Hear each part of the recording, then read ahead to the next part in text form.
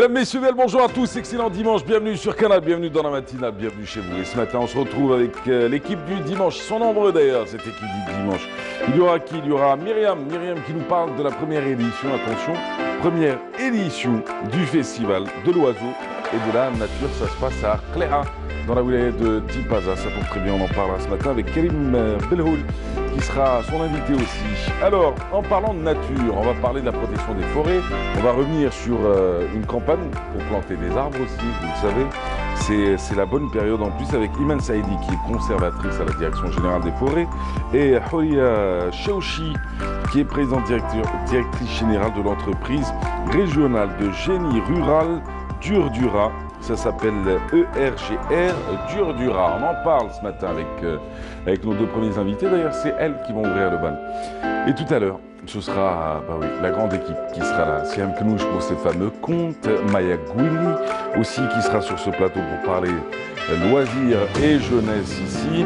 Mounia Witis, maman, maman et enfant, c'est son espace à elle. Elle en parle tous les dimanches matins. Et nous recevrons Dalia Mezaguer. Avec elle, c'est les bons plans de la semaine. Bienvenue à vous tous, bienvenue sur Canal, bienvenue dans la matinale, bienvenue dans cette émission socio-culturelle. Et sans plus tarder, c'est qui, c'est quoi? Eh ben c'est la météo, c'est parti, avec Frédéric.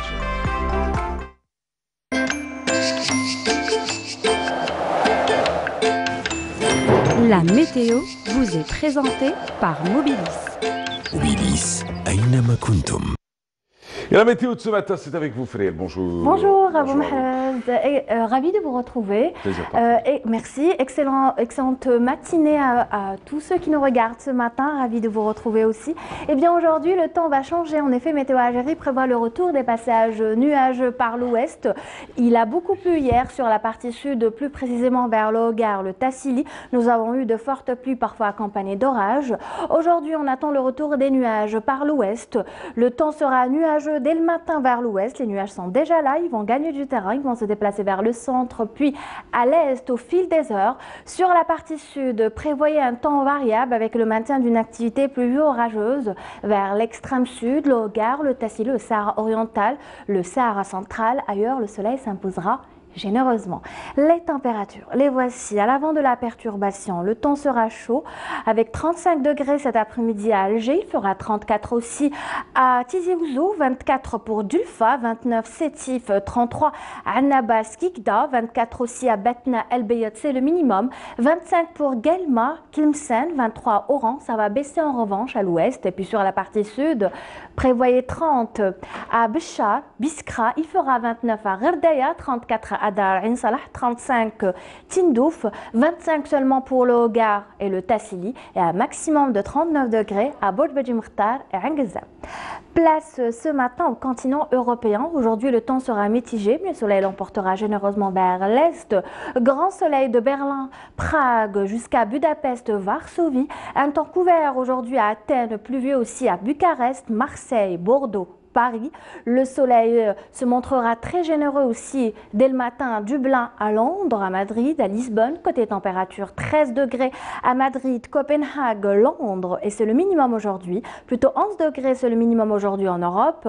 13 aussi à Paris, 17 à Bordeaux, 19 à Prague, 22 à Varsovie, 24 à Budapest, et enfin un maximum de 29 degrés sous un ciel couvert et pluvieux à Athènes. Aujourd'hui, le soleil se couchera à 18h07. Vous avez toujours le site de Météo Algérie, les 3 w.météo.dz. Soyez prudents sur la route avec le retour des fines pluies. À tout à l'heure pour de nouveaux temps.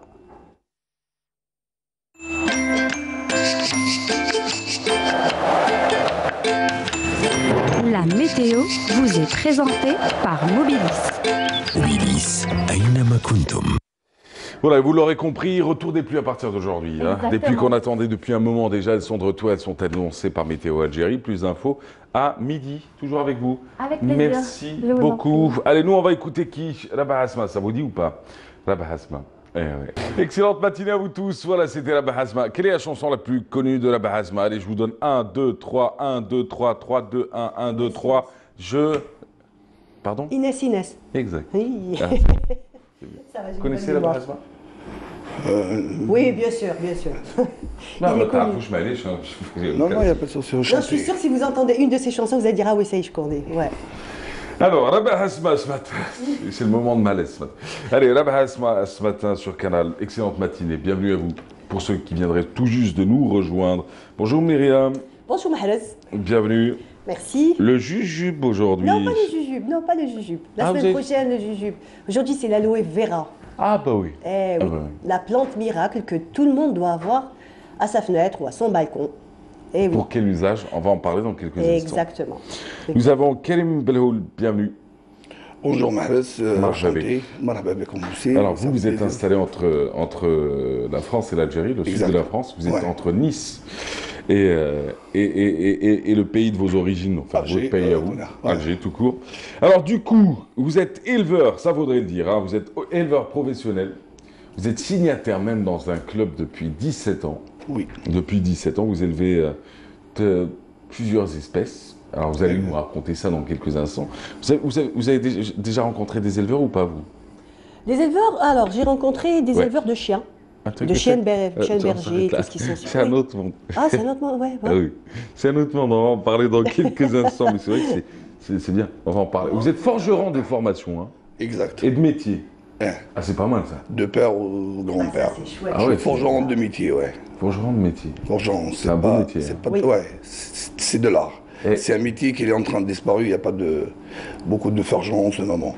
Oui, mais la question c'est comment êtes-vous tombé dans l'amour des oiseaux et l'amour de toutes ces espèces que vous élevez? Tout simplement, surtout en pro, ça parce veut que dire, vous faites partie du monde pro. Comme tous les Algériens où j'ai grandi, il y a toujours une cage. Oui, avec un maqalim. C'est ça. Où on va, il y a des cages, il y a des marchés, ça veut dire automatiquement tu as l'amour d'oiseau. Et l'amour d'oiseau, ça vient petit à petit, et ça grandit, et plus on élargit le périmètre, on découvre le monde des oiseaux, et on va approfondir dedans, et après on s'en sort plus, ça devient une très grande passion. Votre premier oiseau, c'était quoi? Comme tout le monde, le chardonneret. Le premier. Votre premier. Ah, c'était le chardonnay? Ouais. Ah, c'est pas mal ça. C'est comme... À l'époque, il faisait 400-500 dinars. J'ai pas compris la question, mais c'est le chardonnay. Pourquoi je dis ça? Ah, c'est bien, c'est vrai, il faudrait maintenant, ça atteint des prix faramineux. ça atteint des... À une époque, le maqalim, qui t'a acheté, un المزابي ولا عند اللي يربيهم كان يدير ما بين 30,000 حتى 100,000. Ouais. Et aujourd'hui, c'est une espèce qui est d'ailleurs menacée. Protégé, oui, protégé. Ouais. Et c'est la raison pour laquelle le prix a augmenté. Non, je pense pas. Non, parce que le chardonneret lui-même, il s'est développé par des grands amateurs et des grands éleveurs. Il est modifié génétiquement, ça veut dire qu'il y a la mutation. Ouais. Le chardonneret mutation, ça n'a rien à voir avec le chardonneret ancestral. Ça veut dire l'ilqawaf, la nature. Ouais. Celui de la nature, il est toujours un prix correct et douche plus de valeur que la mutation. La mutation, c'est autre chose. Ça veut dire... C'est quoi la différence? C'est modifié génétiquement, ça veut dire... il y a la garde, c'est le fruit des croisements. Ouais, des croisements. Oui, il nous faut beaucoup de temps pour parler de ça. Mais ça, في الهيئة الخارجية كي تشوف chardonneret il a été modifié ou qui تشوف chardonneret dans la nature, quelle est la différence? C'est quoi? C'est la couleur, c'est le pelage, la couleur, la taille, parce que le chardonneret d'Yann, c'est le parva, et à l'étranger, l'Europe, la plupart, c'est le major. Ça veut dire la plupart des mutations, ils sont sortis de major. Le major, les pays de l'Est. D'accord. Automatiquement, ça n'a rien à voir avec qu'est-ce qu'on a le Maghreb ou qu'est-ce qu'on a en Algérie. Ils ont pas pu? Non, parce que celui qu'on doit protéger, c'est ça, et l'autre, c'est la mutation. C'est lequel qu'on doit protéger? Celui qu'on trouve dans la nature, l'ancestral. Celui qui est chez nous? Chez nous et dans l'Europe. Ah, dans l'Europe aussi. Oui. Vous avez parlé de deux espèces un peu... Enfin, on va y revenir dans quelques instants. D'accord, ouais. On va parler. Dans quelques instants, on va se retrouver à faire le monde des oiseaux. Si vous voulez, on va approfondir. Il y a pas mal de trucs à découvrir. Eh ben, c'est très bien. Karim, vous restez avec nous. Nous, on va du côté de... Tiens, on va aller à Cléa pour vivre cet événement que vous avez organisé d'ailleurs, que vous avez initié. La première édition du Festival de l'Oiseau et de la Nature. Ça s'est passé à Cléa. Et devinez qui est allé sur place? Feriel Hamdi. Eh ben oui. Ben voilà. Feriel Hamdi, Médéa, Qléa, Tipaza, Boumerdes, Bouira, c'est sa zone. C'est sa zone de couverture, tu vois. Allez, on y va avec elle, on se retrouve juste après.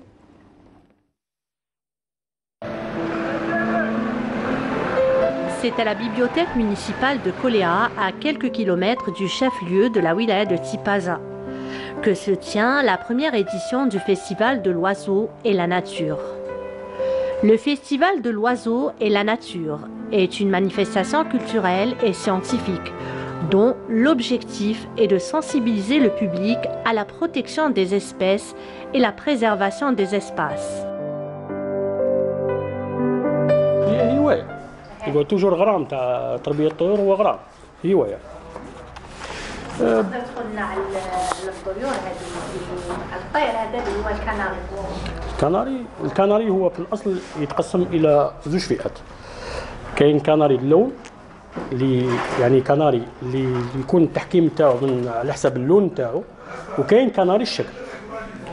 حنا المسابقه تاعنا اللي راح نديروها هنايا في مدينه قليعه تخص كناري الشكل. كناري الشكل هذا هو في الصنف تاع كناري الشكل كاين 40 نوع. في ال 40 نوع يتقسم زوج فروع، يعني كاين لو كناري دو بوزيسيون وكاين لو كناري دو فورم.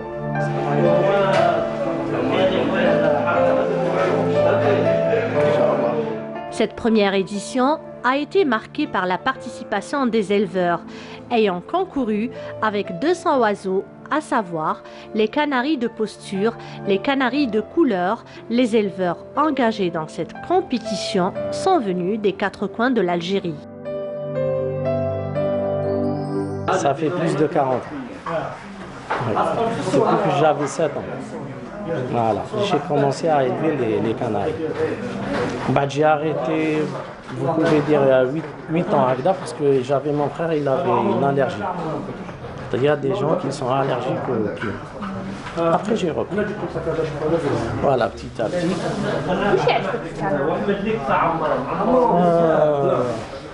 Je suis venu في الكناري surtout les couleurs تاعهم et ils sont domestiques.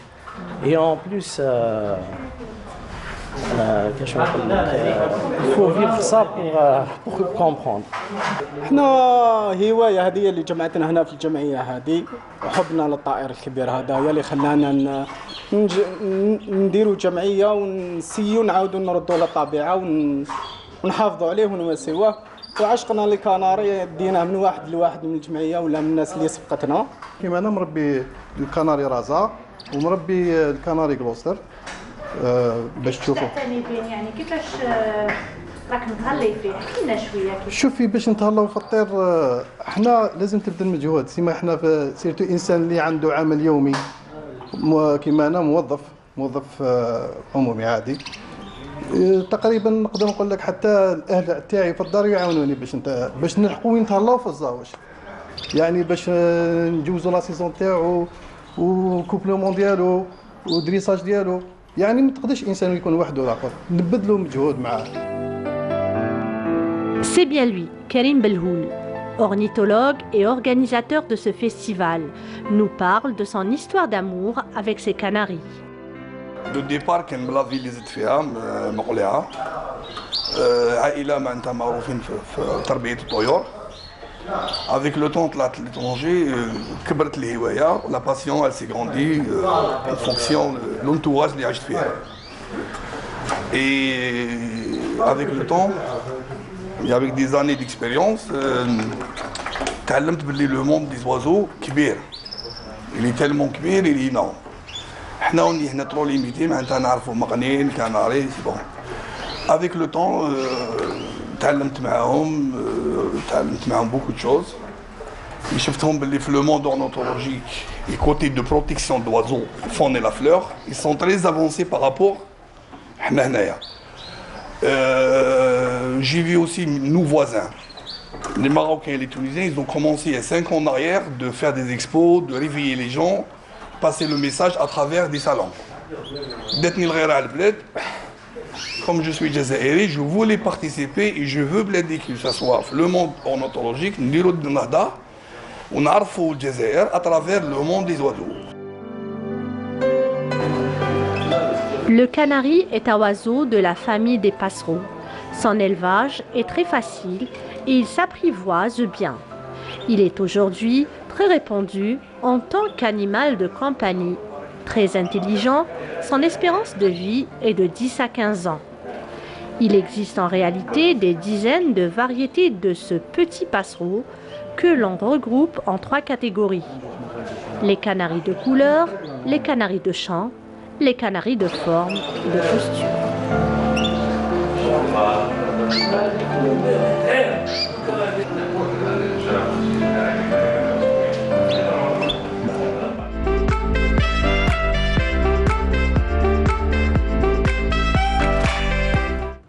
Voilà, on est de retour. C'était Fali El Hamdi qui nous parlait donc du monde des oiseaux et de cette première rencontre, ce premier festival de l'oiseau et de la nature. Ça s'est déroulé à Cléa, toujours sur le plateau Karim Belhoul. Vous êtes l'organisateur de cet événement. Vous êtes éleveur d'ailleurs, installé entre Nice et Alger. Et aujourd'hui, vous partagez non seulement votre passion, mais aussi les objectifs d'un tel événement. Alors, je vous ai vu très intéressé d'ailleurs. La question que vous aviez posée tout à l'heure était assez sympathique. En coulisses, vous aviez demandé si un oiseau qui était acheté en cage pouvait être relâché par son nouvel acquéreur. Oui, déjà, quel oiseau? Parce que le monde des oiseaux, il y a des oiseaux domestiques. Ça veut dire qu'on ne peut pas trouver dans la nature. Ouais. C'est, l'oral arabia, c'est des oiseaux alifa. C'est comme les canaris de posture qu'on a ici. C'est des oiseaux créés par l'homme. On ne peut pas, si on le lâche dans la nature, il va être perdu. Et c'est comme ça. Après, il y a des oiseaux qu'on achète à la faune et la fleur, qu'on trouve les phénotypes sauvages qu'il y a dans les marchés. Oui, là, on peut les acheter et les relâcher. Mais un oiseau domestique, il n'y a pas, ça n'existe pas ailleurs. C'est des créations des grands éleveurs, c'est du travail de 40 ans ou 50 ans de travail de sélectionner des races pour avoir ces races-là, et ça n'existe que dans les cages, ça n'existe pas à l'extérieur. D'accord. Pourquoi je vous ai posé la question? Parce que, en fait, j'ai acheté un couple d'hamsters. Ouais. Et bon, ça fait quelques... Oui. Vous allez relâcher des hamsters? Et après, je me suis dit, je veux plus... Bon, les enfants ne s'en occupent pas, donc c'est moi. Et moi, je me dis, j'ai plus envie de m'en occuper. Après, je me suis dit, qu'est-ce que je peux en faire?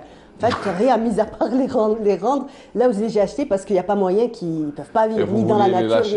Les lâcher je dans la me suis dit, nature? peut-être, je me suis dit, je vais aller dans un champ de blé où là, je vais les lâcher, mais après, je me suis dit, non, ils vont mourir, ils vont se faire...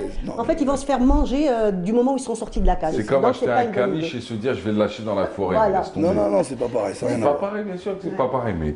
En fait, c'est pour ça que je vous ai dit, mais j'ai vous avez une pensée oiseaux. criminelle, par contre. Un instant. Un petit instant, mais je ne l'ai pas fait, ça va. Un instant. Le monde des oiseaux, il faut savoir, un éleveur, déjà, qui connaît un de l'oiseau, déjà, en général, il faut savoir qu'est-ce qu'il a comme espèce. Est-ce que c'est un oiseau domestique? C'est ça. Ou là, c'est un oiseau phénotype sauvage. D'accord. Deuxième chose, dans le monde des oiseaux, il y a plusieurs des sections. Ça veut dire qu'il y a le bec droit, le bec crochu, le canari de posture, canari de couleur, faune européenne. Nous, déjà, quand tu as un oiseau, il faut te savoir de quelle catégorie. Bah oui, c'est normal. Et après, il faut le nom, il faut... il y a plein de trucs. C'est un monde, hein, c'est ce que vous disiez tout à l'heure. C'est énorme. C'est énorme, et en plus, tellement c'est énorme, un rôle à jouer pour sensibiliser les gens. Oui. Bon, plein de trucs. C'est ça. Alors, juste pour savoir, quel est le but d'un tel événement et quel est le but de fédérer tout le monde autour d'une association? Justement, c'est ça la vraie question. Bon. Ah, tout le reste, ça comptait pas. Hein, tout le reste, on peut reprendre l'émission à zéro. Non, mais au contraire. Non, mais je comprends. Je suis là pour m'exprimer et pour me régaler. Oui. Première chose, ça veut dire... déjà, les associations, première chose, pour encadrer l'éleveur. Ouais. Maintenant, l'éleveur algérien, il est à l'anarchie, ça veut dire à droite, à gauche, il n'est pas... L'association, quand il vient, il doit adhérer chez nous. On lui donne une carte d'adhérent, un numéro de souche, matricule, et ces oiseaux, ils ont l'année et le matricule. Déjà, le Mourabi, l'éleveur algérien, il sera déjà encadré, il a sa carte d'éleveur. Ça, c'est la première chose. Deuxième chose, les buts des salons. Pourquoi on fait des salons? Les salons, pour dire aux gens que nous, chez nous, par exemple, là, on a fait un grand massacre sur la faune et la fleur, pour dire stop. Et pour dire stop, on doit les informer et on doit les sensibiliser, on doit les détourner. Ça veut dire, psychiquement, on leur montre, on peut élever d'autres espèces. Moi, quand j'étais petit, tout le monde connaît Maqnin, j'ai fait beaucoup de conneries, Après, avec le temps, j'ai compris que j'étais pas dans le bon chemin et je voulais corriger en création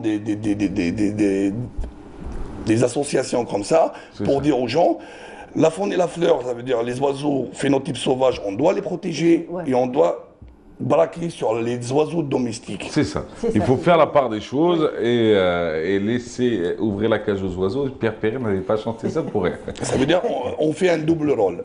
Eh ben c'est très bien. On reviendra à vous dans quelques instants. Myriam, avec vous ce matin, le jujube. Je ne sais pas si vous avez déjà regardé cette émission socio-culturelle avec elle. Ah, pas de jujube. L'aloe vera. Alors dans cette émission, le dimanche matin, on parle des plantes. D'accord. C'est pas mal. Non, ça colle aussi avec les oiseaux. Ça fait partie de notre patrimoine, hein, les fleurs. L'aloe vera. Oui. Et ça fait partie de notre coin vert, ça. Eh ben ouais, une plante grasse. Une plante grasse. Ouais, la nature, c'est tellement beau. Alors, c'est tellement bien.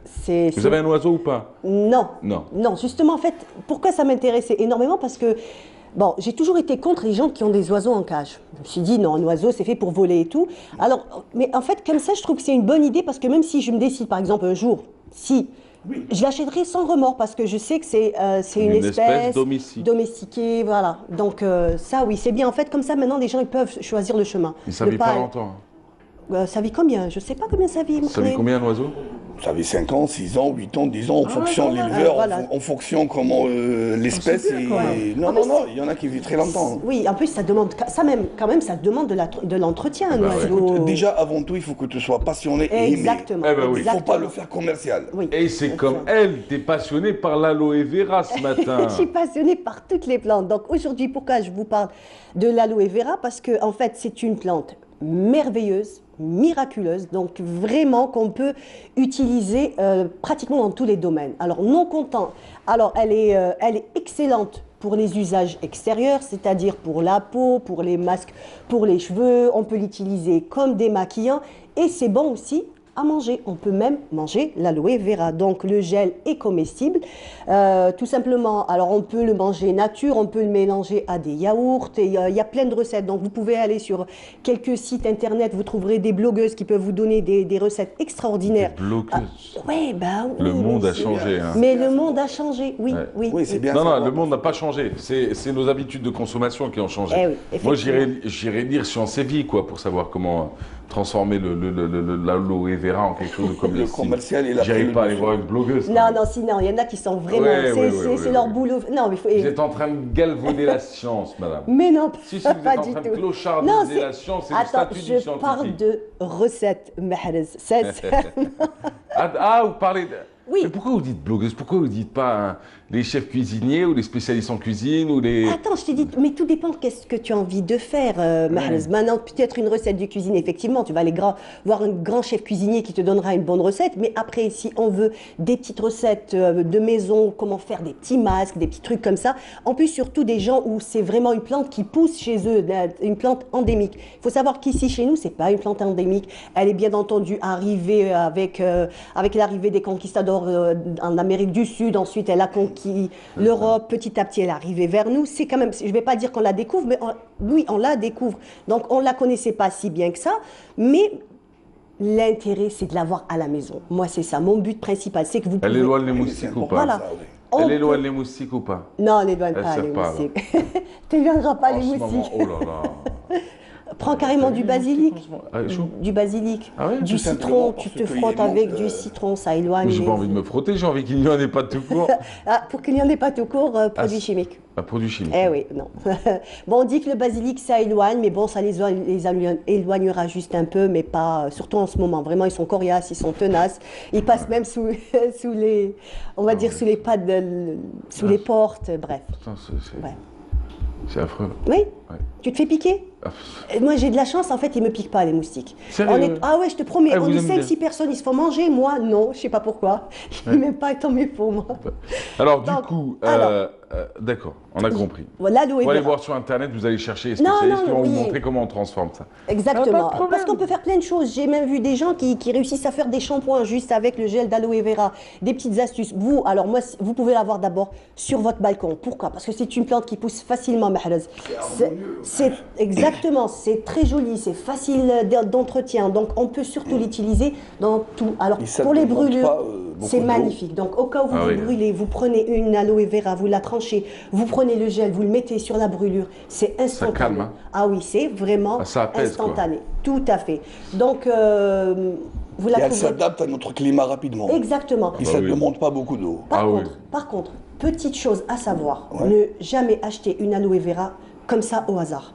Parce que comme ça, elle se ressemble. Bah, comme par exemple ici, je vais vous dire c'est une aloe, mais laquelle est aloe vera? Parce qu'en fait, il y a quelques espèces qui sont comestibles et qui sont vraiment bonnes pour la Il y a peau. aloe vera, il y a aloe Ah oui, la guera. famille des aloés, elle est comme ça. Il y a à peu près 300 espèces. Il y en a qui sont, on va dire, qui brûlent, qui donnent des démangeaisons. Aloe Donc, il faut terra. faire attention. Il faut aller dans des pépinières spécialisées qui vous donneront exactement l'aloe vera qui est comestible et qu'on peut en faire, avec laquelle on peut faire des produits. Donc là, vous êtes D'accord. sûr d'où vous l'avez acheté. C'est un petit peu comme, je vous rejoins, donc il faut pas s'aventurer comme ça.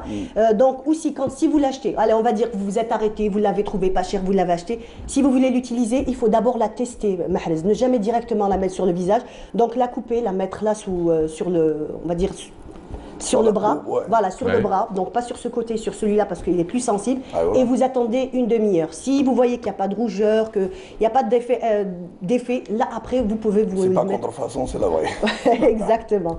Voilà, donc on va dire combien que ça coûte? Ça coûte pas très Ouais. cher, à peu près un pot comme ça, vous pouvez l'avoir à 200 dinars. D'accord. Voilà, donc l'essayez toujours la tester avant de l'utiliser, sauf si vous êtes chez un pépiniériste reconnu qui vous dira que c'est la bonne aloe vera. Voilà, Ah bah, Mahrez. très bien. C'est bien pour la. Quelle est la bonne plante à mettre avec un oiseau domestique? Est-ce qu'il y a des plantes que vous conseillez pour son bien-être, pour son... Anti-moustique. Anti-moustique, hein. Ouais. Mais il n'y en a pas. Alors, Flétox, il vit avec le Non, Flétox. mais ça existe là-bas, même ici, qu'il y a des prises qu'on a. D'accord. on- Oui. ouais. Oui. Anti-moustique, oui. Ça Très fait bien. mal aux oiseaux. Merci Karim Belhoul. Rappelons que vous êtes l'organisateur de cet événement, entre autres l'un des initiateurs, organisateurs de la première édition du Festival de l'Oiseau et de la Nature de Cléa. Ça s'est passé la semaine dernière. Alors ce qui est bien avec vous, c'est que vous êtes non seulement éleveur forgeron, un membre d'un club depuis 17 ans, et puis vous lancez une association ici en Algérie. Merci encore. Il y a une page Facebook pour l'association, juste pour Oui. qui s'appelle Aoutier. Ah. Aoutier. Ça c'est le site, qui est la page Taha, c'est Aoutier. Aoutier. AOTI, Ouais, tout court. tout court. Et ça Ah, va ok. sortir de. Ouais. Ah, ok. Très bien. Bon, ça va. Mashallah. Ok. Merci madame. Merci, Merci Mahrez. à vous. Allez, on Je se te retrouve laisse très le bientôt. pot d'aloe vera. Non merci, c'est vrai. Merci de votre invitation. Quand Ah même, oui, hein. je vis dans un monde un peu plus moderne, je vais pas aller me frotter. Allez, quant à nous, on se retrouve avec... Tiens, avec vous toujours. Oui. Avec vous. Encore. Ah bah oui. Eh oui. On parlait du mobilier de jardin. Eh, Ah bah oui, ça c'est bien. c'est bien. c'est Un tout le dimanche monde. matin, quand tu parles du mobilier de jardin, bah ça va bien fait du bien. ensemble. Ça fait du bien, oui. Mais ça, bah, bon, un dimanche matin, ça concerne plutôt les plus de 6 à 7 millions d'Algériens qui sont à l'étranger. Bon week-end à vous d'ailleurs. Pour nous, c'est bon début de semaine. Mobilier de jardin, vous y avez pensé ou pas? Alors, il y en a même certains qui le mettent à l'intérieur. Parce que l'avantage, c'est que ça coûte pas cher. Eh oui. Eh ben oui. Et l'avantage, c'est que ça peut être utilisé à l'intérieur. C'est comestible. Oui. Eh, c'est parti. Alors, on se retrouve juste après. C'est signé Myriam Moussaï.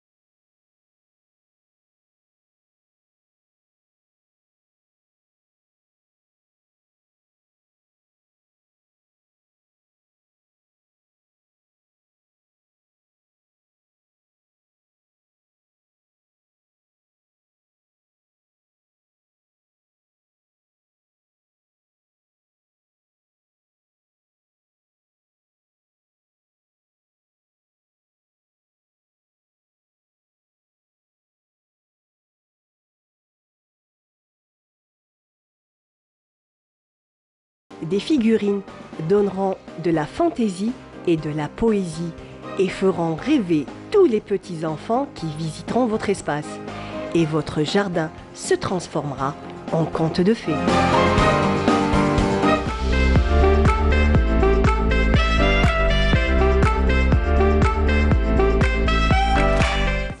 Et on est de retour, excellente matinée. Et aussi le programme dont on va parler aujourd'hui, c'est la campagne de reboisement qui va s'étaler sur 6 mois. On parle de 42 millions, oui, d'arbres qui vont être, d'arbustes, voilà, qui vont être plantés durant les 6 prochains mois. Et ça, on va en parler avec vous ce matin. Iman Saidi, bon retour. Bonjour. Bienvenue. Merci. Bienvenue sur le plateau. Vous êtes conservatrice à la Direction Générale des Forêts. Houliya Chaouchi, bonjour. Bonjour. Vous êtes PDG de l'entreprise régionale de génie rural Durdura, ERGR Durdura, une filiale du groupe Génie Rural. Eh bien voilà, c'est un groupe public. D'ailleurs, vous œuvrez dans l'agriculture et le développement rural. Eh bien, bienvenue à vous. Bienvenue, Merci. mesdames. Merci pour l'invitation. Bienvenue l'invitation. sur le plateau. Merci. Alors, on va peut-être commencer par vous. Tiens, on va commencer par cette filiale-là. Quelle est votre mission? Quel sera votre rôle sur cette grande campagne de reboisement? Donc, avant de passer à cette campagne de reboisement, je vais d'abord, je vais vous parler de notre groupe. Donc, c'est un groupe. En quelques mots, si vous le permettez. En quelques mots, c'est un groupe Génie Rural, donc qui a 13 filiales, qui exerce donc à travers les 48 wilayas. Et nous travaillons autour de tous les métiers agricoles et surtout dans le développement rural.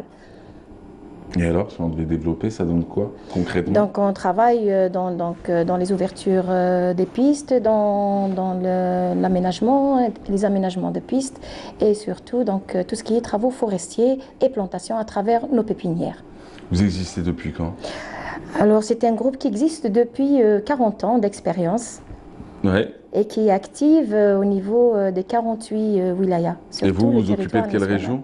Nous, donc, c'est l'ERGR Durdura, c'est une filiale qui s'occupe de 3 wilayas du centre, donc Tizi Ouzou, Béjaïa et Boumerdès, dont le siège social est au chef-lieu de Tizi Ouzou. D'accord, très bien. On va revenir sur le rôle, sur votre rôle sur cette campagne. Alors, notre rôle sur cette campagne, nous sommes un outil de réalisation des programmes de l'État. Et nous sommes acteurs principaux dans cette campagne parce que nous allons fournir tous les plans nécessaires, que ce soit pour cette opération de reboisement, repeuplement pour réhabiliter le paysage forestier. C'est quoi, vous avez une connaissance parfaite du terrain qui vous permet ensuite d'aiguiller ceux qui vont travailler sur cette campagne, de leur dire cette région, cette partie de cette région, il faudra planter là et là? Oui, donc c'est une entreprise qualifiée donc, en foresterie, en biologie. Donc c'est un capital de ressources humaines spécialisées et surtout d'ouvriers. Donc nous avons en pépinière, donc nous avons 3 pépinières à travers les 3 wilayas, oui. Et nous produisons des plants forestiers, de l'ornement et du fruitier.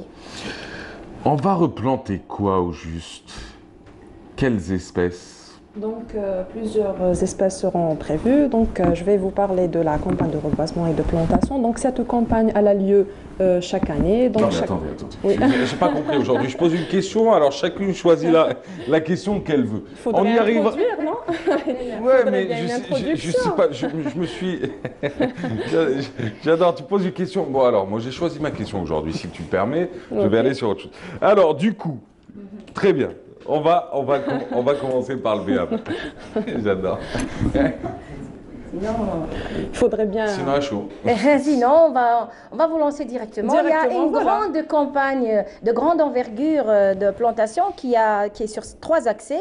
Donc, le premier accès, c'est le reboisement et le repeuplement, comme je vous ai dit tout à l'heure. Donc, c'est la réhabilitation du paysage forestier, donc par rapport à tous les incendies qu'il y a eu dernièrement. Et, bon, tout doit être reboisé.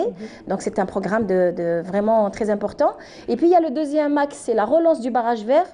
Donc là, je laisse ma collègue en parler. Donc c'est la relance du barrage vert. Et puis le troisième axe, c'est l'aménagement, développement donc urbain et périurbain. C'est tout ce qui est plantation d'alignement, espace vert, et ça va concerner pratiquement tous les secteurs.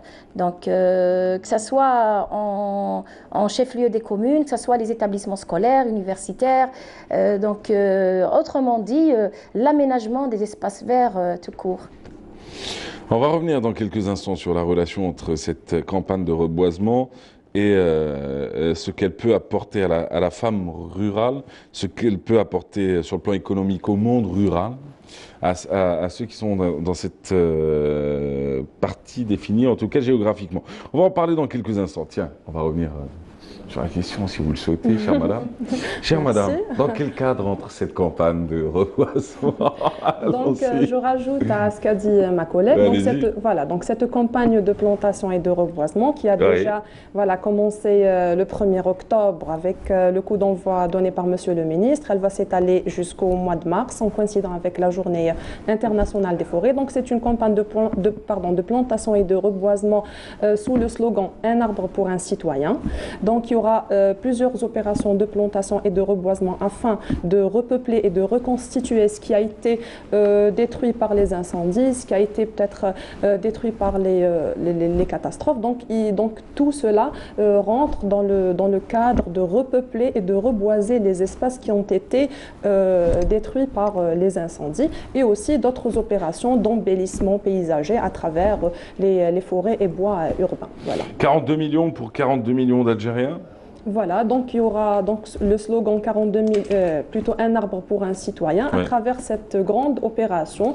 Donc nous essaierons avec nos collègues du GGR pour essayer de fournir des plans pour la population afin que chaque citoyen puisse avoir son plan à planter, chaque citoyen, chaque association. Donc quand on dit citoyen, donc on parle évidemment aussi des associations qui activent dans le domaine de l'environnement, on parle également des écoles, des institutions, donc toute personne ou institution qui voudront peut-être planter auront leur part pour... Parmi ceux qui prennent part à cette opération, vous avez même l'Agence spatiale ASAL qui sera de la partie. Alors on a de l'autre côté le RGR, et bien évidemment d'autres partenaires qui seront sur le terrain avec vous, en plus évidemment de la société civile et des associations. Alors on revient à la question en fin de compte qui m'intéressait dès le début. On va planter quoi? On va planter. On s'est un peu planté quand on a été sur le barrage vert, sur la réalisation même du barrage vert il y a plus d'une trentaine, voire une quarantaine d'années. Est-ce qu'on va corriger cela, et puis qu'est-ce qu'on va planter en réalité? Donc cette opération, puisqu'elle est conduite par l'entreprise, le RGR, et aussi avec l'accompagnement technique de l'administration des forêts, donc nous allons planter du forestier en premier lieu et aussi de l'ornemental. Donc afin de choisir quel plan pour quel terrain, donc il faudrait d'abord faire des études et essayer de prévoir les plans qui vont aller avec chaque condition et chaque terrain. Voilà. Donc ça sera beaucoup plus... ça sera mieux étudié. Ça sera mieux étudié, donc voilà. Le barrage vert, on avait planté des arbres qui n'allaient pas déjà sur les régions en question, qui avaient été ciblées par cela, et c'était des espèces qui ne pouvaient soit pas survivre, soit qui ne jouaient pas un grand rôle dans l'arrêt du processus, ou comment stopper le processus de l'avance. C'est ça, c'est l'avancement. C'est l'avancée du désert. L'avancée du désert. Voilà. Justement, donc la plantation, si on veut planter, donc notamment au niveau des régions qui ont été touchées par le projet du barrage vert, donc ce sont des régions qui sont sujettes à l'avancée du désert. Donc toute plantation qui va se faire au niveau de ces régions va bien sûr être capable de stopper l'érosion du sol et aussi l'avancée du désert. Donc certainement, il y aura des espèces qui vont pouvoir faire face à cette avancée. 6 mois, c'est suffisant pour 42 millions? Allez-y. Oui, donc... la question est aux deux. D'accord. Donc les 42 millions de plans, en fait, donc, ne vont pas se faire en 6 mois. Ils vont s'étaler entre 2 ans et 3 ans. Donc c'est sur une période qui va aller. Mais les 6 mois, c'est le début de la campagne, c'est-à-dire on a commencé donc le 1er octobre, elle va s'étaler jusqu'au 31. Ça, c'est les conditions climatiques de plantation, donc jusqu'au 31 mars. Et le programme va s'étaler sur 2 ou 3 ans. Et bien sûr, il va axer sur ces 3 volets que nous venons de citer.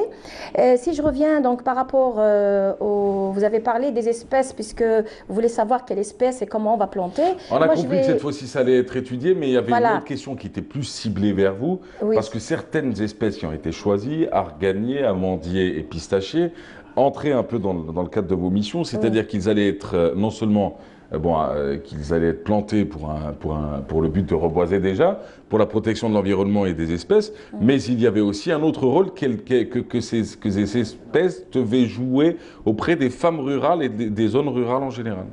Justement, c'est vrai que dans le temps, donc il y avait des plantations, des volontariats, et tout le monde plantait tout, et l'essentiel c'était verdoyer les espaces.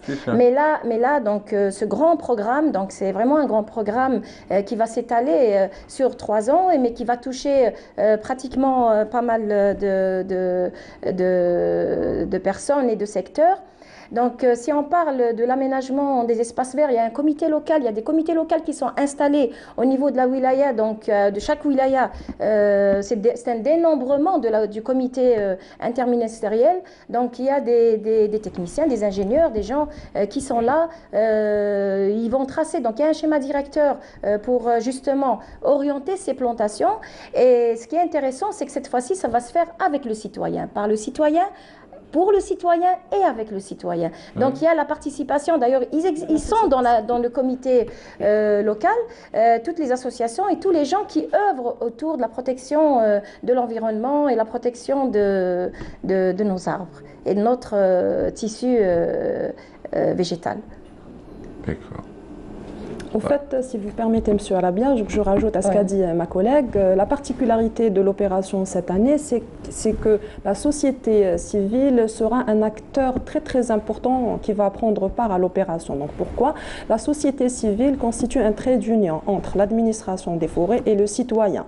Donc c'est eux, voilà, donc c'est eux qui vont nous aider à transmettre le message de protection de l'arbre, du patrimoine forestier, de l'éco-citoyenneté et aussi la réalisation des éco-gestes pour la protection de l'environnement. Donc la société civile est partenaire dans ce programme un plan pour un citoyen à travers leur collaboration et leur participation au niveau des journées que nous allons organiser. Et je rajoute également que ce programme, il va s'étaler bien sûr sur 1 année ou bien 2 ans. Pourquoi? Parce que bon, 6 mois, ça ne va pas suffire. Donc pourquoi nous avons choisi les 6 mois? Donc ce sont les 6 mois qui sont propices à la période de plantation et de reboisement. Après le mois de mars, on ne peut pas planter. Donc après le mois de mars, donc jusqu'au mois de juin. Donc ça sera une période où l'on va entretenir ce que nous avons déjà planté par plusieurs opérations à travers des arrosages et tout. Et durant la période estivale, donc nous allons protéger ce que nous avons planté. Donc c'est pour ça que nous allons axer notre opération sur cette période des 6 mois et qui va durer jusqu'à l'année peut-être 2020-2021 jusqu'à réalisation du programme total. Voilà. Le top départ de votre côté, vous l'avez fait où? Donc, de notre côté, nous allons apporter donc la fourniture de tous ces plans. Alors, vous dites surtout, nous allons, c'est depuis le 1er octobre que l'opération a été lancée. Oui, l'opération a été lancée. Qu'est-ce qui a été fait officiellement? Qu'est-ce qui a été fait depuis 3 semaines? Officiellement, donc, le 1er octobre, il y a eu le lancement au niveau du CIC, donc une campagne de plantation au niveau du CIC avec... CIC, c'est où? C'est au Centre international des conférences. Vous avez planté au Centre international des conférences? C'était une plantation symbolique. Ah, c'était pour les officiels. Voilà. Ah, d'accord. Voilà. C'était une plantation symbolique. Parce qu'il manque de rien là-bas. Non, c'est pas ça. Mais il fallait donner le coup d'envoi, donc puisque c'est une opération donc où tous les acteurs, donc tous les intervenants, c'est tous les secteurs qui sont concernés. Donc il y a eu un lancement officiel. Et puis depuis le 1er, donc on est en train de faire, ça s'est fait fait en parallèle donc, dans chaque... en ce qui concerne en tout cas nos wilayas, donc il y a eu des plantations au niveau des hôpitaux, il y a eu des plantations au niveau des écoles, il y a eu des plantations sur des squares, les alignements donc, des routes avec la concurrence donc, des services de la DTP, pas mal de secteurs. Là, c'était vraiment un lancement officiel à partir du 1er octobre. Mais pour le 25 octobre... J'ai envie de vous dire, le lieu n'est pas du tout symbolique hein, pour une campagne de reboisement de 42 millions d'arbres. Non, c'était juste, il fallait un coup d'envoi. Voilà. Et le 25, donc, qui coïncide avec la journée nationale de l'arbre, donc là, il va y avoir une plantation. Là, on est en train de se préparer pour faire un geste, c'est-à-dire de plantation avec toute la société civile, partout en Algérie. Les 48 wilayas du nord au sud, de l'est à l'ouest. Mais donc, vous serez où? Nous, on sera partout. Non, vous ne serez pas partout, vous personnellement. Non, on sera partout à travers nos 13 filiales. D'accord. En 13 filiales, nous allons Mais dans votre cas, vous personnellement, Madame Chouch. Dans notre cas, RGR Durdura, nous on sera à Tizi Ouzou. Vous avez choisi quoi? Quel espace? À Tizi Ouzou. C'est juste pour avoir des petits... Oui. Alors, Madame Saïdi va nous dire dans quelques instants où elle sera, vous nous dites où vous serez. Vous voyez, alors celui qui regarde la télé, qui sera peut-être du côté de Bouchaoui ou de Baïnem ou du Sendé, on saura où aller. Il y a un programme, donc nous allons choisir donc, au niveau du pôle universitaire, donc il y a un jardin, donc un espace au niveau de l'université qu'on va reboiser. Donc il y a un alignement au niveau des boulevards de Tizi Ouzou, donc qu'on va entamer également à partir du 25. Et puis au niveau de l'hôpital et au niveau d'un espace rural. Ouais. Donc là, on a choisi 3 sites donc, pour toucher l'urbain et semi-urbain. Et donc, c'est des actions qu'on va faire à travers de tous les citoyens. C'est une opération, c'est un programme qu'on est en train de mettre en place. Il sera opérationnel donc, à partir de la semaine prochaine. Et le 25, donc c'est un vendredi. Il va y avoir aussi des plantations parce que là... c'est vendredi prochain. Oui, vendredi prochain. Donc, il y a aussi, même au niveau des mosquées, parce que c'est la journée... c'est un vendredi, donc il va y avoir des plantations et des sensibilisations. Ouais. Donc pratiquement, il y a un programme et tous les citoyens sont mobilisés, tout le mouvement associatif est mobilisé, tout le GGR est mobilisé pour accompagner. Donc nous allons fournir tous ces plans et puis nous allons accompagner avec nos moyens, avec notre technicité pour mener à bien cette plantation, bien sûr, en collaboration avec les services des forêts. C'est super, c'est très très bien. Quant à vous, madame? Moi, je serai au niveau du barrage de Douéra. Donc, il y aura une opération de plantation donc, sur Alger qui va se faire au niveau du barrage de Douéra et aussi au niveau d'autres sites. Hein. Donc, quand on parle barrage de Douéra, donc, il y a aussi des plantations qui vont se faire un peu partout au niveau des écoles, au niveau des comités de quartier. Donc, l'opération vise à essayer de reboiser et de replanter, donc pas seulement les espaces forestiers ou bien les bois et forêts qui ont été touchés par les incendies, mais aussi à travers les différents quartiers, les écoles pour essayer d'embellir et de donner, plutôt d'améliorer l'aspect paysager de nos villes et de nos cités. Voilà, donc ça c'est parmi les objectifs qui vont être traités lors de cette opération. Et aussi je rajoute à ce qu'a dit ma collègue, donc cette opération de plantation et de reboisement, donc son coup d'envoi, disons officiel, il a été donné officiellement le 1er octobre, c'était lors de la journée de vulgarisation, avec une plantation symbolique, mais lors du 25 octobre, qui coïncide avec la journée nationale de l'arbre, donc il y aura une plantation qui va se faire au niveau des 48 wilayas, donc chaque wilaya aura sa spécificité, chaque wilaya aura son quota d'arbres, et je peux vous dire, monsieur Rabia, qu'à ce jour, donc à partir du 1er octobre à ce jour, il y a eu une plantation de plus de 46 000 plants. 46 000 plants à l'échelle nationale, oui déjà. Donc nous sommes déjà sur l'avancée. Et lors du 25 octobre, donc, il est prévu de planter plus de 330 000 arbres à l'échelle nationale. Pour essayer d'atteindre l'objectif le plus rapidement possible. Et je voudrais aussi parler d'une autre opération clé, si je me permets. Une opération clé donc, qui sera programmée le 1er novembre. Donc ça sera aussi une grande opération de plantation qui va se faire sur les 48 wilayas. Donc nous allons essayer de collaborer avec tous nos services des forêts et aussi les services du GGR pour lancer des opérations de plantation au niveau de de toutes les wilayas, donc comme pour ce qui s'est passé lors de la guerre de la Révolution, le coup d'envoi de la guerre, voilà, à partir des 5 wilayas à l'époque. Donc cette fois-ci, donc ça sera le coup d'envoi à partir des 48 wilayas. Et ben voilà, comme un hommage au 1er novembre et au déclenchement de la guerre de libération nationale. Merci mesdames, merci Houria Chaouchi. Rappelons que vous êtes présidente directrice générale de l'entreprise régionale de génie rural Durdura ERGR. Durdura, c'était un plaisir de vous recevoir. Merci Imen Saïdi, conservatrice à la direction générale des forêts. Oui. Je vous en prie. Si je me permets juste de rajouter, donc afin de, donc à partir d'aujourd'hui et à partir de cet endroit, donc je voudrais inviter tous les citoyens, toute la population à venir planter. Donc certainement ils vont se poser la question, donc comment pourrons-nous vous joindre? Rapprochez-vous des services des forêts. Donc les services des forêts existent au niveau des 48 wilayas. Donc nous avons aussi un programme de plantation ici au niveau de la wilaya d'Alger. Donc puisque je suis au niveau de la wilaya d'Alger, donc il y aura une grande opération de plantation et de sensibilisation qui va se faire durant tous ces 6 mois. Donc ça sera pratiquement 2 samedis par mois. Donc c'est une opération de sensibilisation intitulée My Space is Green qui vise à planter et à entretenir les plantes. Voilà. Merci mesdames. Donc, un demi-mot, là, parce que vraiment, on a débordé sur la suite. Donc, c'est juste pour remercier les autorités locales, donc Monsieur le Wali, Monsieur le chef cabinet, Monsieur le secrétaire général, pour leur adhésion dans l'installation rapide du comité local qui va piloter et mener à bien cette opération qui est de grande envergure. Ouais, et moi, les arbres qui me manquent, c'est ceux de Tripoli, rue Tripoli, à USND.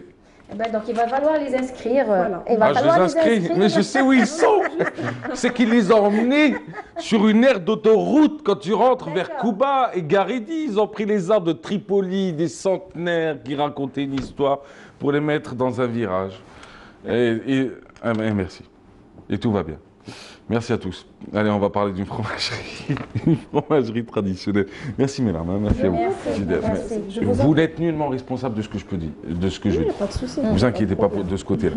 Alors du coup, nous on va s'intéresser en Paratizi. Fromagerie artisanale dans la wilaya de Tizi. Il y en a beaucoup, vous me direz. Ouais, mais nous, avec Samia Bouharour, on a choisi celle-ci. On se retrouve juste après. Voici un modèle de réussite dans le cadre du dispositif Ansège. Cette fromagerie artisanale implantée à Tizi-Ouzou alimente tous les marchés locaux. Avec ses 12 variétés de camembert, cette fabrique spécialisée dans ce genre de fromage a pu s'imposer grâce au savoir-faire de ce doyen fromager, Si Mohamed Lamrous, qui est décédé le lendemain du tournage de ce reportage, qu'il repose en paix. Le remède, c'est à l'âge de 16 ans. Et tu veux dire ومن بعد الحاجة تلميذ تاعي مازال جاسدي يوراو براويو.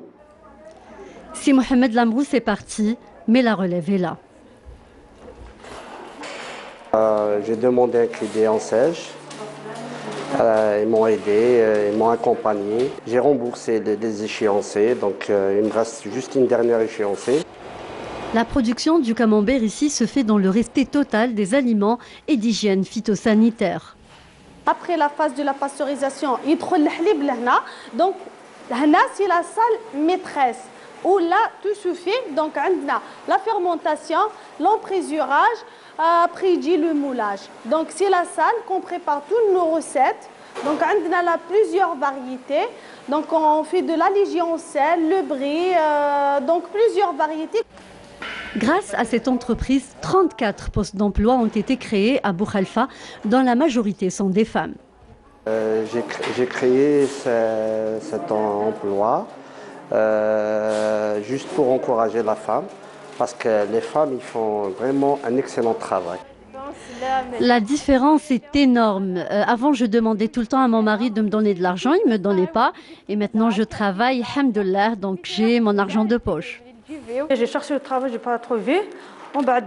Comme Houissa, il y a certaines filles qui il y a une usine camembert. C'est bien, il y a des conditions de travail, il y a tout.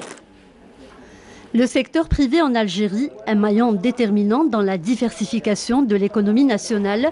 Grâce au dynamisme de cette jeunesse, une grande unité de production sera inaugurée prochainement au grand bonheur des chercheurs d'emploi. Salut. Et on est déjà de retour, vous le saviez ou pas? Allez, on va enlever juste la petite bouteille d'ici. Ça va toi? Ça va super. Tranquille. Comment était le week-end avec les petites? Bah sympa, super sympa. Ouais. Ouais. C'est Les bien amusé. week-ends à l'algérienne. Voilà. Tu te poses la question. Sommes-nous uniques dans notre genre? Bienvenue à vous, Madame Mounia Ouitis. On va parler maman-enfant avec vous ce matin. Maya Gouni, bon retour. Comment s'est passée la semaine? Ça va, un peu Tranquille. chargé. Un peu chargé. Ouais. Beaucoup d'activités. Allez, on va parler jeunesse et loisirs. Vous avez choisi quoi pour aujourd'hui? Les cellules d'écoute. Les cellules d'écoute. Cellules d'écoute et de prévention santé jeune. Ouais, mais quel type de santé? C'est quoi? C'est santé les mentale, contre les physique. addictions? Ouais, Ah, la entre drogue? autres. Ouais, entre autres. Entre autres. Ouais, les fléaux sociaux. Eh bien, très bien. Dalia Mezaguer, bienvenue. Merci. Bonjour. Bonjour. Ça va bien ou bien? Ça va bien. Alors, du coup, ce matin, on va exposer quelques plans. Tiens, quelques bons plans à découvrir ensemble. Bienvenue sur le plateau. Bienvenue Merci. ici avec toute l'équipe. On va commencer par qui? On tire à la courte De paille. courte paille ou on tire à Voilà, en bouteille fil ou moins. face? Oui. Oui, pas de monnaie. Désolé. Allez, on y va. On va commencer par vous, tiens. Allez, Mounia Ouitis, ce matin, vous avez choisi. Alors aujourd'hui, je vais vous apprendre à faire des bouteilles sensorielles. Est-ce que vous savez ce que c'est que des bouteilles sensorielles? Non. Alors c'est des bouteilles qu'on va remplir avec pas mal de petites choses pour développer les sens de bébé. Ouais. Je ne sais pas si vous avez remarqué, ceux qui ont des enfants, on a beau acheter les plus beaux jouets, les plus beaux hochets, les plus beaux doudous ou voitures ou autres, Ouais. les enfants sont toujours intéressés par soit les bouteilles, soit les casseroles, les boîtes, ce genre de choses.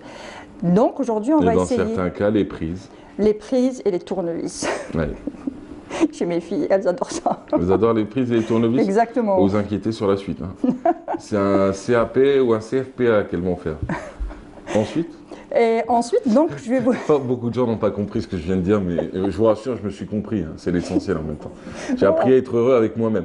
Alors, du coup, vos enfants, vos filles, elles aiment bien Elles adorent quoi? jouer avec les bouteilles. Les bouteilles. Donc, pour ne Vous pas... avez, les vous avez- vous avez des souvenirs de ce qu'elle aimait, votre petite? Oui. Elle aimait quoi? Ben, on faisait beaucoup de recyclage justement, voilà. Avec des cintres, des bouteilles, des, Ah, c'est bien, ça. ouais. Des ailes de fée avec les cintres, avec des bas. Ah, c'est bien ça. Oui, oui, Ah, oui. c'est particulier. Et vous avez des enfants ou pas? Oui, j'ai deux garçons, 2 garçons, ils ont quel âge? 6 et 4 ans. 6 et 4. Oui. Et ils étaient attirés par quoi quand ils étaient Bébés, bébés? ils adoraient les bouteilles vides. Ah, les bouteilles? Oui. Voilà. Ah, ils sont... Oui, ils sont safe, qu'ils tu vois, rattrapaient ils sont- avec leurs pieds comme ça. D'accord. Oui.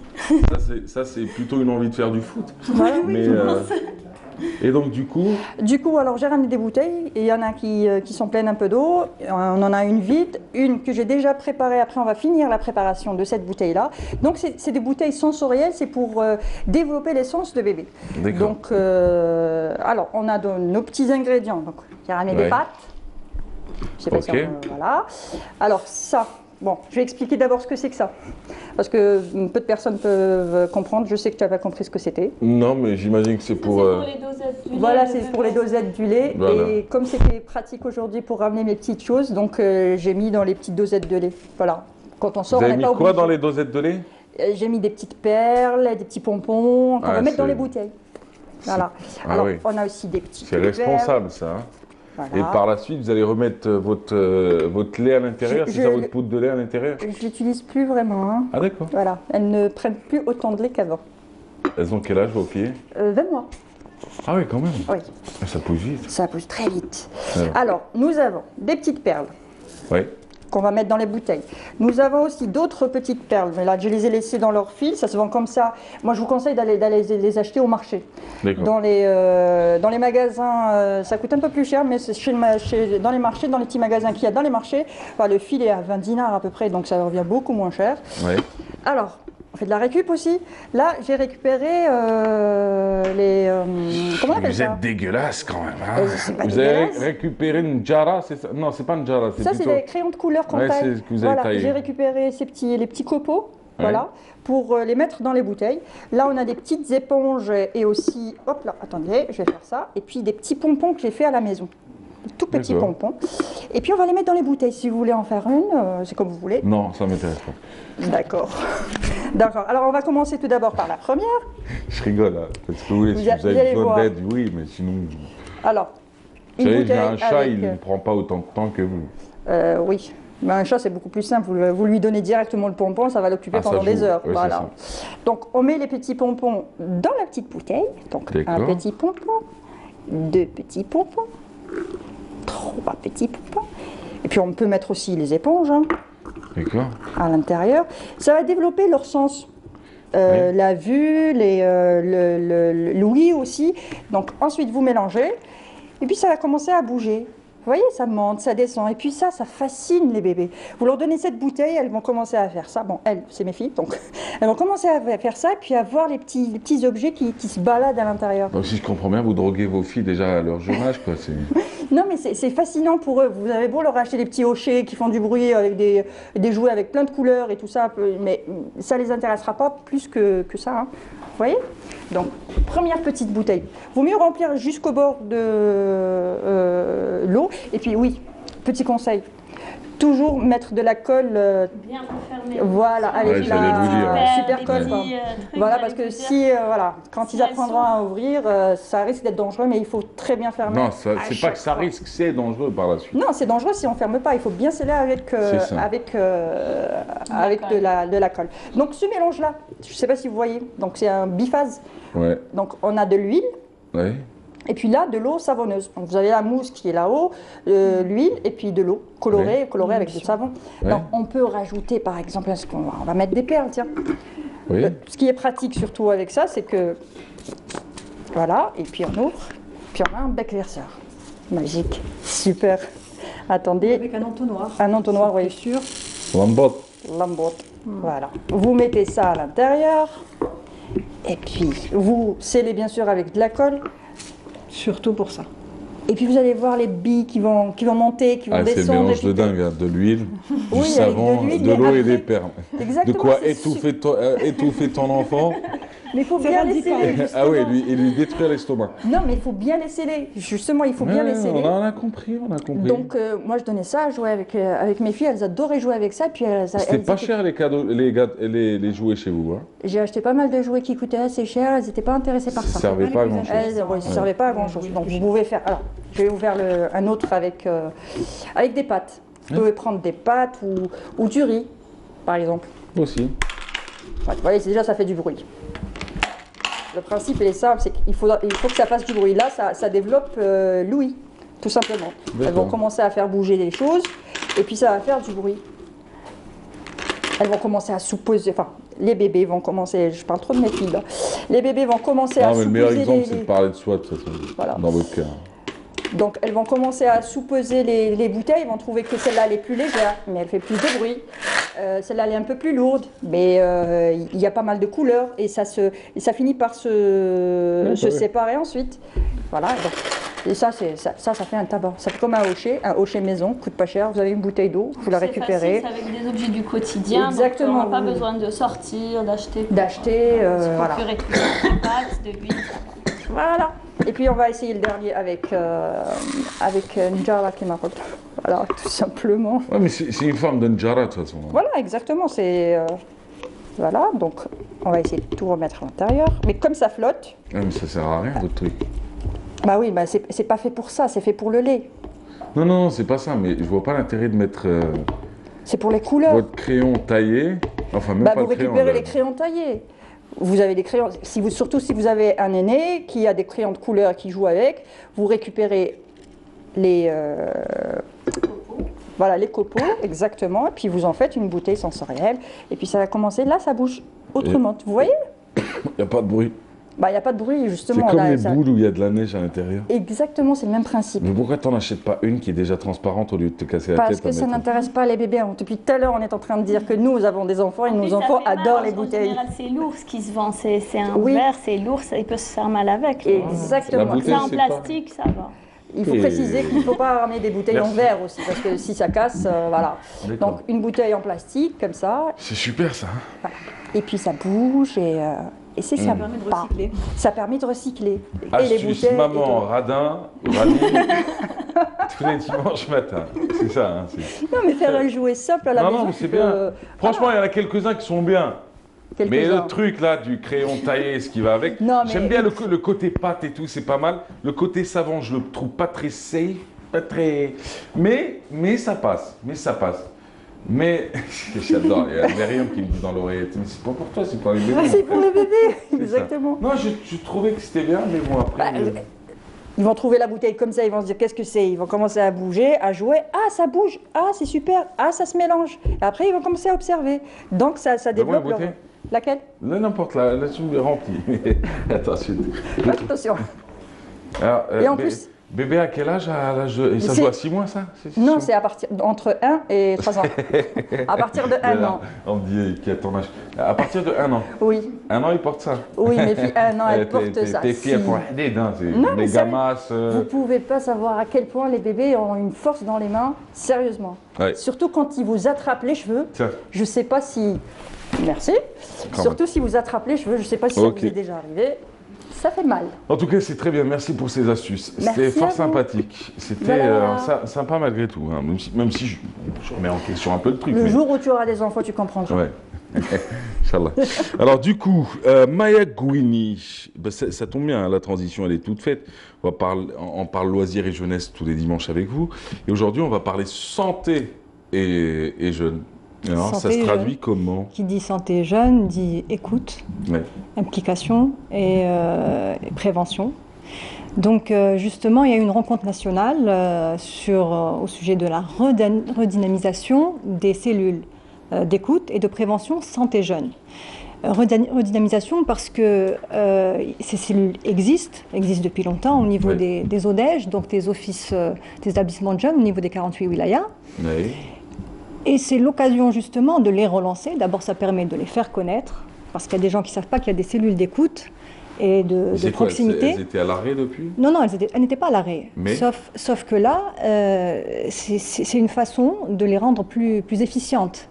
Parce qu'une structure qui est là, mais qui n'est pas vulgarisée, dont les activités ne sont pas vulgarisées, il y a des médecins, des psychologues, des chefs de service de l'animation qui étaient présents, et qui était là justement pour redynamiser ces cellules d'écoute avec l'aide de tous les secteurs. Parce un secteur seul ne peut pas apporter les résultats. De toute manière, la jeunesse est concernée par toutes les secteurs. Absolument, c'est un secteur transversal.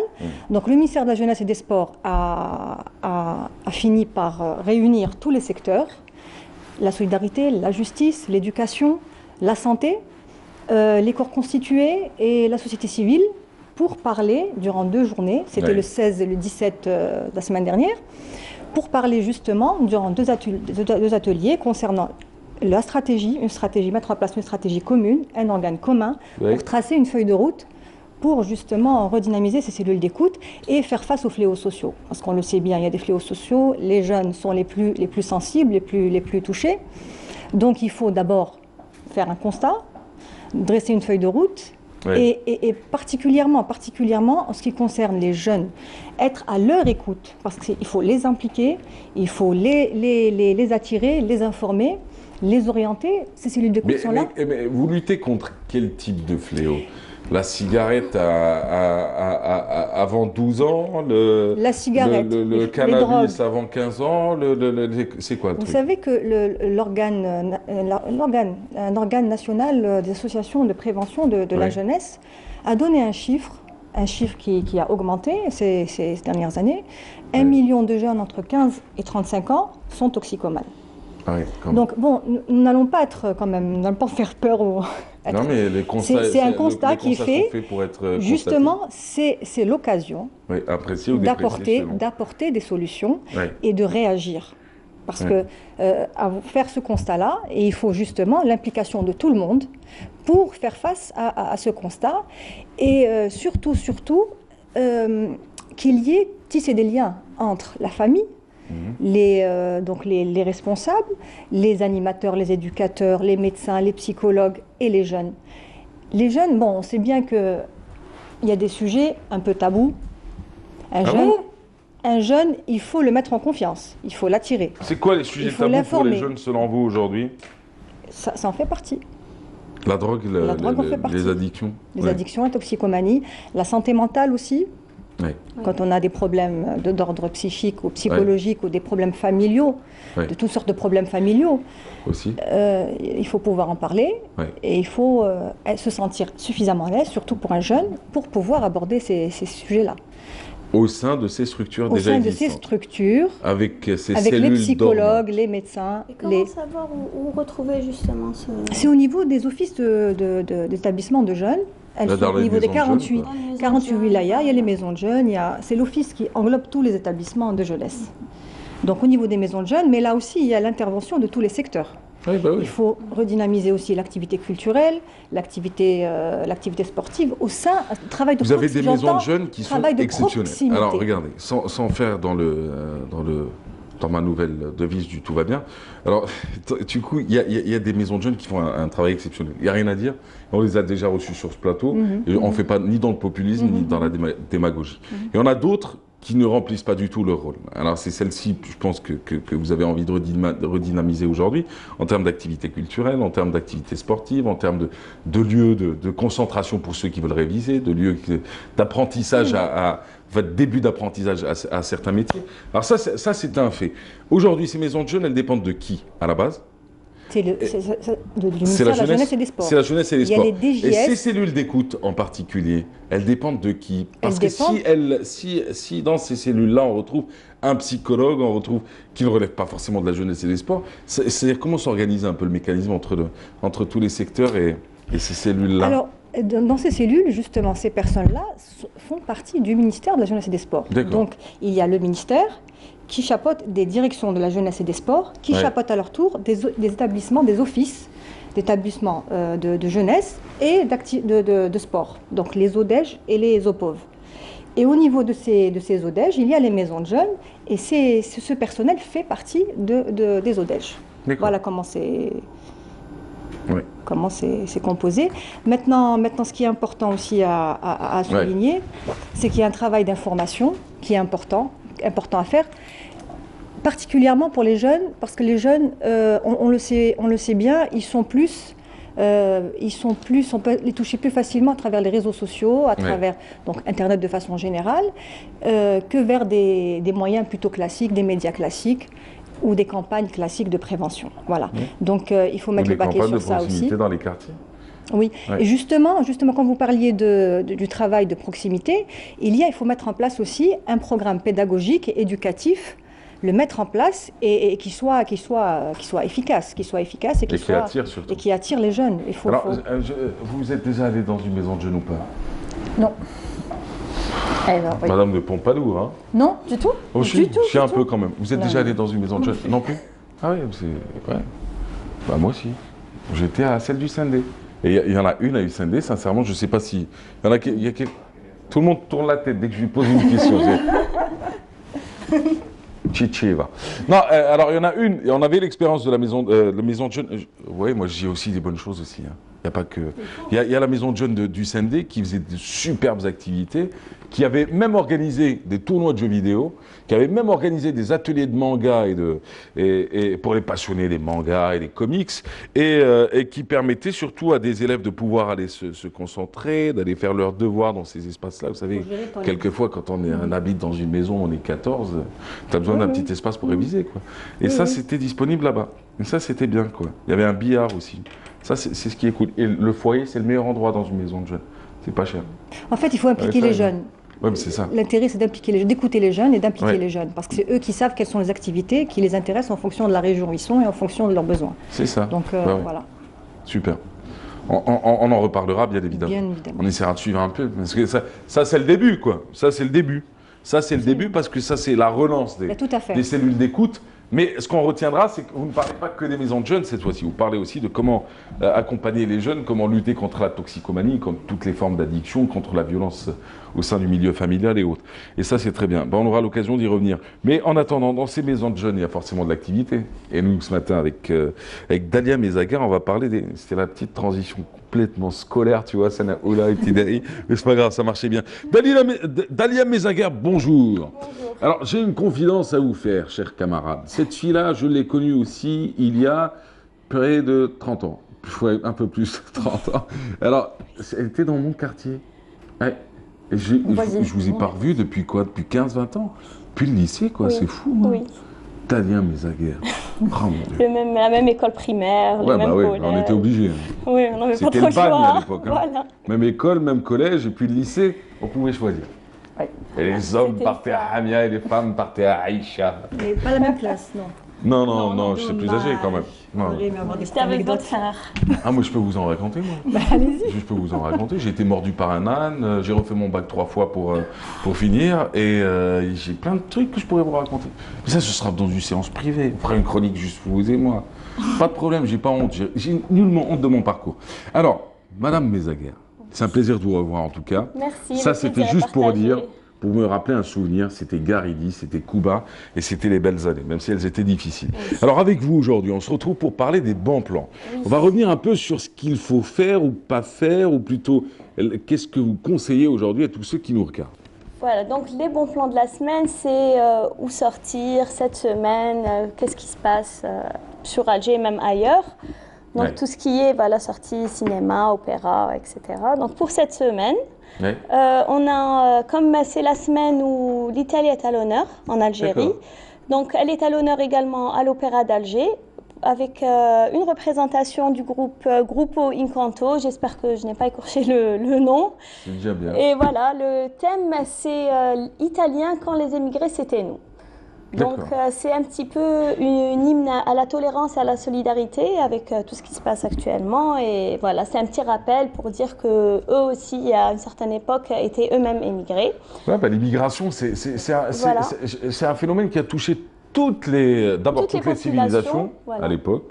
Et toutes les nationalités aujourd'hui. Exactement. Et c'est vrai que la nôtre est celle dont on parle le plus, celle du continent africain en général. Exactement. Mais les Italiens, effectivement, avaient émigré vers plusieurs pays, notamment les États-Unis. Oui. New York, c'était l'Italie. Exactement. Et ils racontent ça à travers des chants populaires. Magnifique. Voilà. Magnifique. Donc ça, c'est pour... Mais ça se passe quand?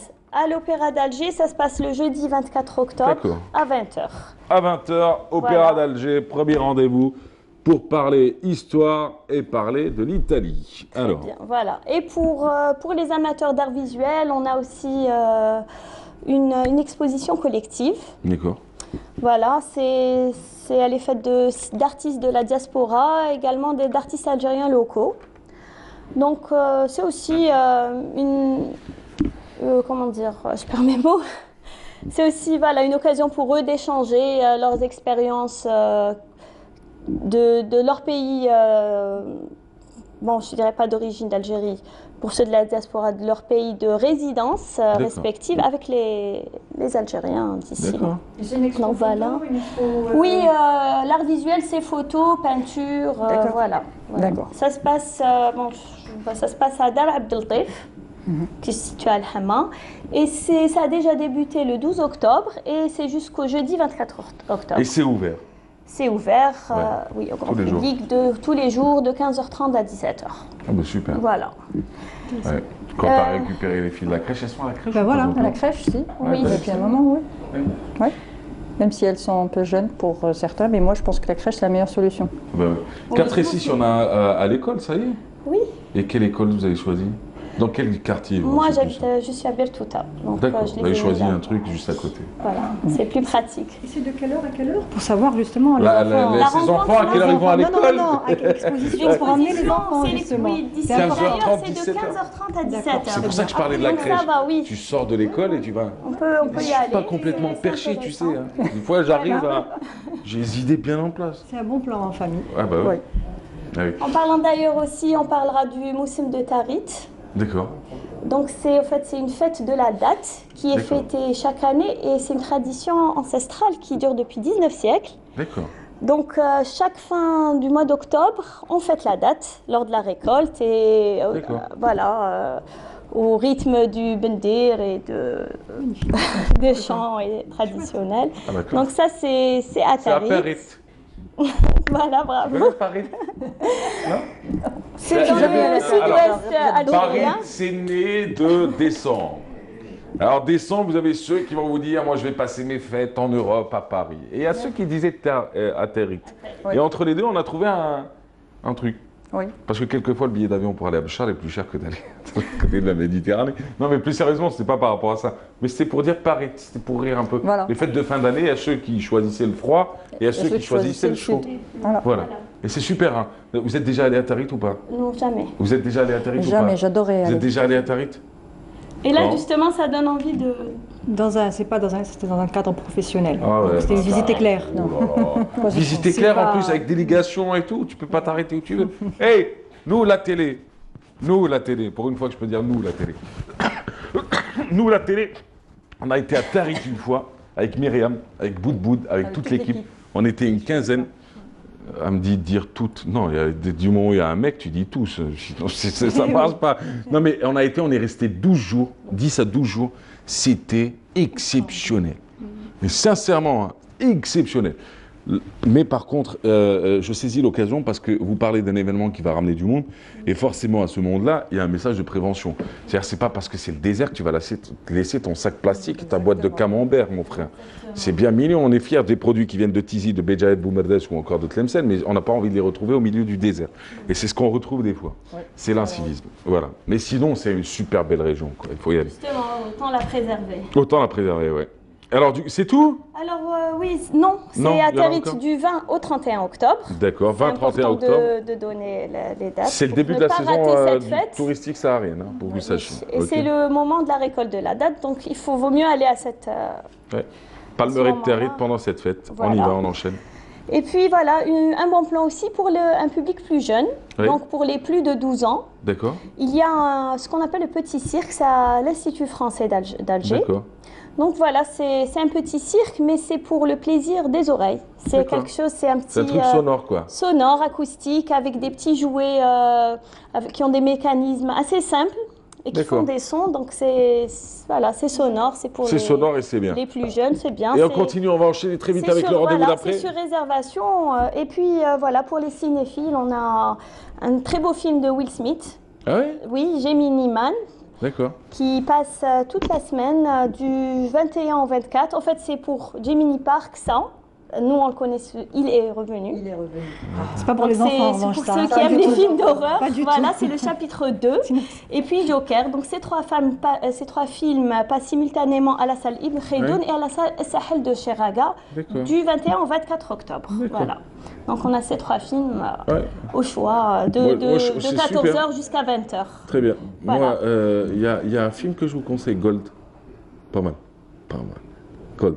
C'est noté. Non, sérieux. Hey, allez-y. Hein? De qui je sais, moi je regarde des films. Mais non, je me rappelle pas moi des noms là. Il se rappelle le titre. Non, je me rappelle des. Hey, tu tapes Gold, tiens un acteur connu en plus, je vais pas te tirer l'affiche. Moi je regarde beaucoup de films, mais je retiens ni les noms des acteurs ni les. Moi je regarde pour m'évader. Vers Khet. Tu connais le Khet?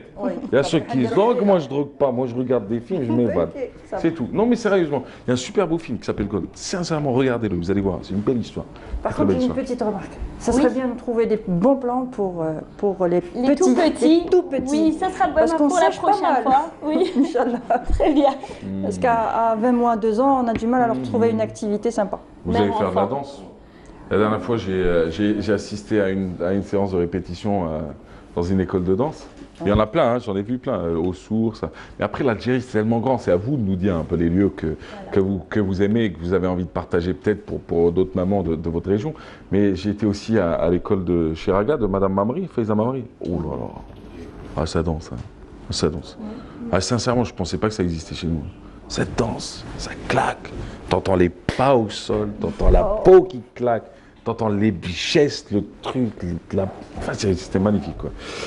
Voilà. Bon, bah, on a fini. Bah oui. Ah, c'est bon? Petit baptême de feu, tranquille? Oui, pas trop stressant? Ça va.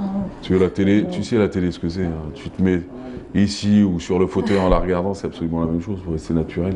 Voilà. C'est pas l'école, quoi. Faut être naturel, faut être vrai. Voilà. Et puis sinon, ça marche. Merci Maya. Merci à vous. Bonne chance et merci pour cette info. Cellule d'écoute dans les maisons de jeunes. Si vous nous regardez, que c'est votre enfant qui en a peut-être besoin, vous avez envie vous-même d'aller dans cette cellule d'écoute, rapprochez-vous juste de la maison de jeunes la plus proche de chez vous. Pour les rendez-vous, merci Dalia Mezaguer parmi nous ce matin. Maya Gouini. J'embrasse Malia de la radio. Allez, Beige. Et merci beaucoup. Merci maman. Maman radine, mais maman quand même. La semaine prochaine, je viendrai aussi avec une recette de radin. Non, mais c'est très bien. Non, mais c'est super au contraire. En même temps, ça fait de l'activité. Bah oui. Merci Myriam qui a préparé cette émission. Merci à Hanan qui était au script, si je ne me trompe pas. Hanan ou Nassima? Hanan. Aujourd'hui, merci à toute l'équipe. Voilà, Samir, Sweden, il y avait aussi Siham, il y avait Shrifa. Et toi, tu t'appelles comment? Anis et Zindine et Zoubet. Voilà, c'est les 3 nouveaux ici à la caméra. Ciao camarades, prenez soin de vous, aimez-vous, pas la peine de vous détester. Il y en aura d'autres qui le feront à votre place. Merci à notre chère réalisatrice évidemment.